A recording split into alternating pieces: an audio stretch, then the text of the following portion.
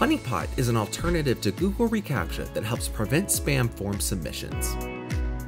Enabling Honeypot is simple. Go to the Gravity Forms settings page and toggle on Anti-Spam Honeypot. Honeypot will add an invisible field to your form that is hidden from the user but will appear as a legitimate field to bots. Then, if the form is submitted with information entered in the hidden field, the form will automatically be rejected as spam. There is no perfect anti-spam solution, but enabling Honeypot can go a long way to reducing the amount of spam you receive. The Gravity Forms reCAPTCHA add-on is another great way to fight spam. Be sure to click the link at the top of this video to learn more. And if you found this video helpful, please consider subscribing to the channel. Thank you for watching.